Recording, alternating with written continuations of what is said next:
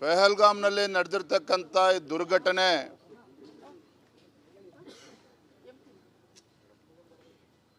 ಪ್ರತಿಯೊಬ್ಬ ಭಾರತೀಯನೂ ಕೂಡ ಇವತ್ತು ಆಕ್ರೋಶಭರಿತನಾಗಿದ್ದಾನೆ.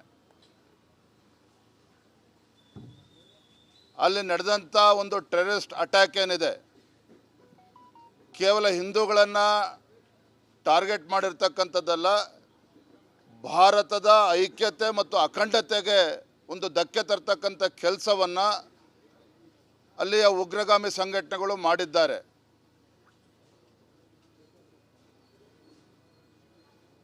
ಹಾಗಾಗಿ ಘಟನೆಯನ್ನು ನರೇಂದ್ರ ಮೋದಿಜಿ ನೇತೃತ್ವದ ಕೇಂದ್ರ ಸರ್ಕಾರ ಭಾಳ ಗಂಭೀರವಾಗಿ ತೆಗೆದುಕೊಂಡಿದೆ.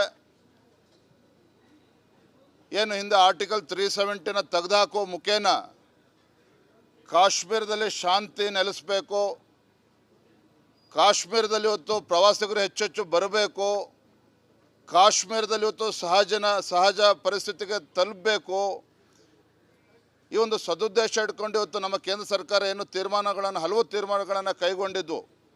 ಬಹುಶಃ ಎಲ್ಲ ಒಂದು ಕಡೆ ಉಗ್ರಗಾಮಿ ಸಂಘಟನೆಗಳು ಅವರ ಉದ್ದೇಶ ಪ್ರವಾಸಿಗರನ್ನು ಅಥವಾ ಹಿಂದೂಗಳನ್ನು ಟಾರ್ಗೆಟ್ ಮಾಡಿ ಇವತ್ತು ಜಮ್ಮು ಕಾಶ್ಮೀರಕ್ಕೆ ಪ್ರವಾಸಿಗರು ಬರಬಾರ್ದು, ಅಲ್ಲಿ ಯಾರೋ ಕೂಡ ವಿದೇಶಿಯರು ಪ್ರವಾಸಕ್ಕೋಸ್ಕರ ಬರಬಾರ್ದು, ಅಲ್ಲಿರ್ತಕ್ಕಂಥ ಯುವಕರು ಭಾಳ ಪ್ರಮುಖವಾಗಿರ್ತಕ್ಕಂಥ ಅಂಶ ಇದು.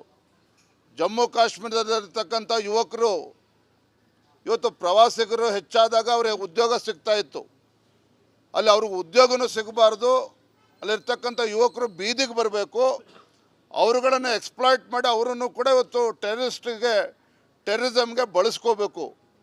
ಇವೆಲ್ಲವೂ ದುರುದ್ದೇಶ ಇದರಿಂದ ಅಡಗಿದೆ ಅನ್ನೋದು ಇವತ್ತು ಸಾಕಷ್ಟು ಚರ್ಚೆ ಆಗ್ತಾ ಇದೆ. ನಾನು ಈ ಸಂದರ್ಭದಲ್ಲಿ ವಿರೋಧ ಪಕ್ಷಗಳು ಇವತ್ತು ಮುಖ್ಯಮಂತ್ರಿಗಳು ಸಿದ್ದರಾಮಯ್ಯನವರ ಹೇಳಿಕೆ ಆದಿಯಾಗಿ ನಾನು ಗಮನಿಸ್ತಾ ಇದ್ದೆ. ಸಿದ್ದರಾಮಯ್ಯನವರು ಇರ್ಬೋದು, ಪ್ರಿಯಾಂಕಾ ಖರ್ಗೆ ಇರ್ಬೋದು, ಒಂದು ಜವಾಬ್ದಾರಿ ಸ್ಥಾನದಲ್ಲಿದ್ದವರು ಜವಾಬ್ದಾರಿಯುತವಾಗಿ ಮಾತನಾಡಬೇಕಾಗ್ತದೆ. ನಾನು ರಾಜ್ಯದ ಮುಖ್ಯಮಂತ್ರಿ ಕೇಳೋದಕ್ಕೆ ಇಚ್ಛಪಡ್ತೇನೆ, ಇವತ್ತು ಕೇಂದ್ರದ ಇಂಟೆಲಿಜೆನ್ಸ್ ವೈಫಲ್ಯಗಳ ಬಗ್ಗೆ ಮಾತನಾಡ್ತಾ ಇದ್ದಾರೆ. ಮಾನ್ಯ ಸಿದ್ದರಾಮಯ್ಯನವರೇ, ಸೋನಿಯಾ ಗಾಂಧಿಗೆ, ರಾಹುಲ್ ಗಾಂಧಿಗೆ ಪ್ರಶ್ನೆಯನ್ನು ಮಾಡಿ ತಾವು ಸ್ವಾತಂತ್ರ್ಯ ಬಂದು 60 ವರ್ಷಗಳ ಕಾಲ ದೇಶವನ್ನು ಆಡಳಿತ ನಡೆಸಿರ್ತಕ್ಕಂಥವ್ರು ಕಾಂಗ್ರೆಸ್ನವರು, ಯಾಕೆ ಇವತ್ತು ಟೆರರಿಸಮನ್ನು ಕಿತ್ತಾಕ್ತಕ್ಕಂಥ ಕೆಲಸ ಕಾಂಗ್ರೆಸ್ ಪಕ್ಷದಿಂದ ಮಾಡೋದಕ್ಕೆ ಸಾಧ್ಯ ಆಗಲಿಲ್ಲ? ಇದ್ರ ಬಗ್ಗೆ ಚರ್ಚೆ ಮಾಡೋದನ್ನು ಬಿಟ್ಬಿಟ್ಟು ಇಂಥ ಸಂದಿಗ್ಧ ಪರಿಸ್ಥಿತಿಯಲ್ಲಿ ಪ್ರತಿಯೊಬ್ಬ ಭಾರತೀಯರು ಕೂಡ ಇವತ್ತು ಒಟ್ಟಾಗಿ ಒಂದಾಗಿ ನಿಲ್ಲಬೇಕಾಗಿದೆ. ಇಡೀ ಜಗತ್ತಿಗೊಂದು ಸ್ಪಷ್ಟ ಸಂದೇಶವನ್ನು ನಾವು ನೀಡಬೇಕಾಗಿದೆ. ಇವತ್ತು ಟೆರರಿಸಮ್ ಅಂತಕ್ಕಂಥದ್ದು ಕೇವಲ ಭಾರತಕ್ಕೆ ಸೀಮಿತ ಆಗಿಲ್ಲ, ಇದು ಜಾಗತಿಕ ಸಮಸ್ಯೆ ಇದು. ಹಾಗಾಗಿನೇ ಪ್ರಧಾನಮಂತ್ರಿ ನರೇಂದ್ರ ಮೋದಿಜಿಯವರು ಯಾವುದೇ ದೇಶಕ್ಕೆ ಹೋದಾಗಲೂ ಸಹ ಇವತ್ತು ಉಗ್ರವಾದಿಗಳು ಅಥವಾ ಉಗ್ರವಾದವನ್ನು ಇವತ್ತು ಇಡೀ ಜಗತ್ತು ಇದನ್ನು ಖಂಡಿಸಬೇಕು, ಬುಡ ಸಮೇತ ಕಿತ್ತಾಕಬೇಕು ಅಂತೇಳಿ ಇವತ್ತು ಬಲವಾಗಿ ಪ್ರತಿಪಾದನೆಯನ್ನು ನರೇಂದ್ರ ಮೋದಿಜಿಯವರು ಮಾಡ್ತಾ ಇದ್ದಾರೆ. ಹಾಗಾಗಿ ನಾನಿವತ್ತು ಸಿದ್ದರಾಮಯ್ಯನವರು ಇರ್ಬೋದು, ಮಲ್ಲಿಕಾರ್ಜುನ್ ಖರ್ಗೆ ಇರ್ಬೋದು, ಪ್ರಿಯಾಂಕಾ ಖರ್ಗೆ ಇರ್ಬೋದು, ನೀವು ಮಲ್ಲಿಕಾರ್ಜುನ್ ಖರ್ಗೆ ಅವರ ಟ್ವೀಟನ್ನು ನೋಡಿ, ಅವರ ಟ್ವೀಟನ್ನು ನೋಡಿದಾಗ ನಿಮ್ಗೆ ಅರ್ಥ ಆಗ್ತದೆ. ಮಲ್ಲಿಕಾರ್ಜುನ್ ಖರ್ಗೆ ಅವರು ಟ್ವೀಟಲ್ಲಿ ಹೇಳ್ತಾರೆ, terrorist have attacked Indian tourist ಅಂತ ಹೇಳ್ತಾರೆ.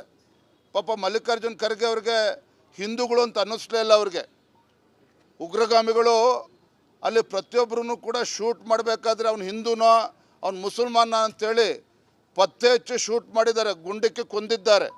ಆದರೆ ಪಾಪ ಮಲ್ಲಿಕಾರ್ಜುನ್ ಖರ್ಗೆ ಅವರಿಗೆ ಕೇವಲ ಇಂಡಿಯನ್ ಟೂರಿಸ್ಟ್ ಅಷ್ಟೇ ಕಾಣ್ತಾ ಇದ್ದಾರೆ.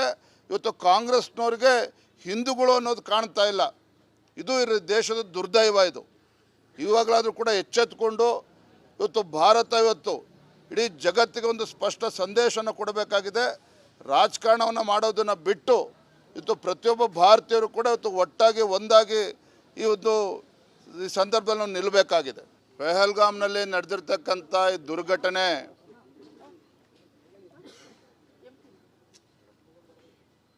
ಪ್ರತಿಯೊಬ್ಬ ಭಾರತೀಯನೂ ಕೂಡ ಇವತ್ತು ಆಕ್ರೋಶಭರಿತನಾಗಿದ್ದಾನೆ.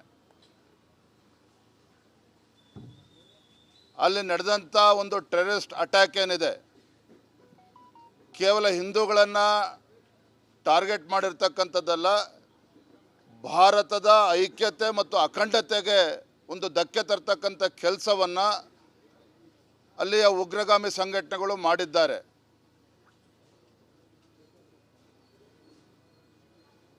ಹಾಗಾಗಿ ಘಟನೆಯನ್ನು ನರೇಂದ್ರ ಮೋದಿಜಿ ನೇತೃತ್ವದ ಕೇಂದ್ರ ಸರ್ಕಾರ ಭಾಳ ಗಂಭೀರವಾಗಿ ತೆಗೆದುಕೊಂಡಿದೆ. ಏನು ಹಿಂದೆ ಆರ್ಟಿಕಲ್ 370ನ ತೆಗೆದುಹಾಕುವ ಮುಖೇನ ಕಾಶ್ಮೀರದಲ್ಲಿ ಶಾಂತಿ ನೆಲೆಸಬೇಕು, ಕಾಶ್ಮೀರದಲ್ಲಿ ಇವತ್ತು ಪ್ರವಾಸಿಗರು ಹೆಚ್ಚೆಚ್ಚು ಬರಬೇಕು, ಕಾಶ್ಮೀರದಲ್ಲಿ ಇವತ್ತು ಸಹಜ ಪರಿಸ್ಥಿತಿಗೆ ತಲುಪಬೇಕು, ಈ ಒಂದು ಸದುದ್ದೇಶ ಇಟ್ಕೊಂಡು ಇವತ್ತು ನಮ್ಮ ಕೇಂದ್ರ ಸರ್ಕಾರ ಏನು ಹಲವು ತೀರ್ಮಾನಗಳನ್ನು ಕೈಗೊಂಡಿದ್ದು. ಬಹುಶಃ ಎಲ್ಲೋ ಒಂದು ಕಡೆ ಉಗ್ರಗಾಮಿ ಸಂಘಟನೆಗಳು ಅವರ ಉದ್ದೇಶ ಪ್ರವಾಸಿಗರನ್ನು ಅಥವಾ ಹಿಂದೂಗಳನ್ನು ಟಾರ್ಗೆಟ್ ಮಾಡಿ ಇವತ್ತು ಜಮ್ಮು ಕಾಶ್ಮೀರಕ್ಕೆ ಪ್ರವಾಸಿಗರು ಬರಬಾರ್ದು, ಅಲ್ಲಿ ಯಾರೋ ಕೂಡ ವಿದೇಶಿಯರು ಪ್ರವಾಸಕ್ಕೋಸ್ಕರ ಬರಬಾರ್ದು, ಅಲ್ಲಿರ್ತಕ್ಕಂಥ ಯುವಕರು ಭಾಳ ಪ್ರಮುಖವಾಗಿರ್ತಕ್ಕಂಥ ಅಂಶ ಇದು.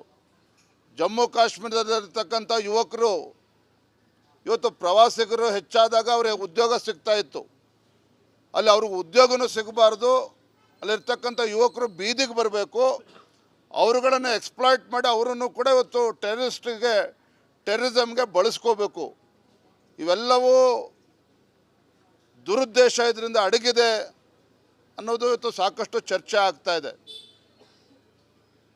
ನಾನು ಈ ಸಂದರ್ಭದಲ್ಲಿ ವಿರೋಧ ಪಕ್ಷಗಳು ಇವತ್ತು ಮುಖ್ಯಮಂತ್ರಿಗಳು ಸಿದ್ದರಾಮಯ್ಯನವರ ಹೇಳಿಕೆ ಆದಿಯಾಗಿ ನಾನು ಗಮನಿಸ್ತಾ ಇದ್ದೆ.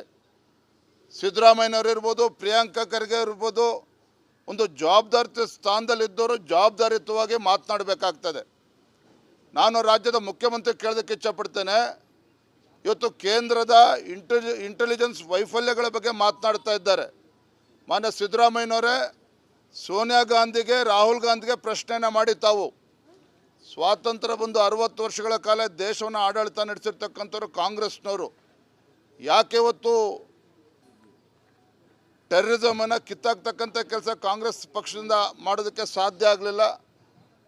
ಇದ್ರ ಬಗ್ಗೆ ಚರ್ಚೆ ಮಾಡೋದನ್ನು ಬಿಟ್ಬಿಟ್ಟು ಇಂಥ ಸಂದಿಗ್ಧ ಪರಿಸ್ಥಿತಿಯಲ್ಲಿ ಪ್ರತಿಯೊಬ್ಬ ಭಾರತೀಯರು ಕೂಡ ಇವತ್ತು ಒಟ್ಟಾಗಿ ಒಂದಾಗಿ ನಿಲ್ಲಬೇಕಾಗಿದೆ. ಇಡೀ ಜಗತ್ತಿಗೆ ಒಂದು ಸ್ಪಷ್ಟ ಸಂದೇಶವನ್ನು ನಾವು ನೀಡಬೇಕಾಗಿದೆ. ಇವತ್ತು ಟೆರರಿಸಮ್ ಅಂತಕ್ಕಂಥದ್ದು ಕೇವಲ ಭಾರತಕ್ಕೆ ಸೀಮಿತ ಆಗಿಲ್ಲ, ಇದು ಜಾಗತಿಕ ಸಮಸ್ಯೆ ಇದು. ಹಾಗಾಗಿನೇ ಪ್ರಧಾನಮಂತ್ರಿ ನರೇಂದ್ರ ಮೋದಿಜಿಯವರು ಯಾವುದೇ ದೇಶಕ್ಕೆ ಹೋದಾಗಲೂ ಸಹ ಇವತ್ತು ಉಗ್ರವಾದಿಗಳು ಅಥವಾ ಉಗ್ರವಾದವನ್ನು ಇವತ್ತು ಇಡೀ ಜಗತ್ತು ಇದನ್ನು ಖಂಡಿಸಬೇಕು, ಬುಡ ಸಮೇತ ಕಿತ್ತಾಕಬೇಕು ಅಂತೇಳಿ ಇವತ್ತು ಬಲವಾಗಿ ಪ್ರತಿಪಾದನೆಯನ್ನು ನರೇಂದ್ರ ಮೋದಿಜಿಯವರು ಮಾಡ್ತಾ ಇದ್ದಾರೆ. ಹಾಗಾಗಿ ನಾನಿವತ್ತು ಸಿದ್ದರಾಮಯ್ಯನವರು ಇರ್ಬೋದು, ಮಲ್ಲಿಕಾರ್ಜುನ್ ಖರ್ಗೆ ಇರ್ಬೋದು, ಪ್ರಿಯಾಂಕಾ ಖರ್ಗೆ ಇರ್ಬೋದು, ನೀವು ಮಲ್ಲಿಕಾರ್ಜುನ್ ಖರ್ಗೆ ಅವರ ಟ್ವೀಟನ್ನು ನೋಡಿ, ಅವರ ಟ್ವೀಟನ್ನು ನೋಡಿದಾಗ ನಿಮ್ಗೆ ಅರ್ಥ ಆಗ್ತದೆ. ಮಲ್ಲಿಕಾರ್ಜುನ್ ಖರ್ಗೆ ಅವರು ಟ್ವೀಟಲ್ಲಿ ಹೇಳ್ತಾರೆ,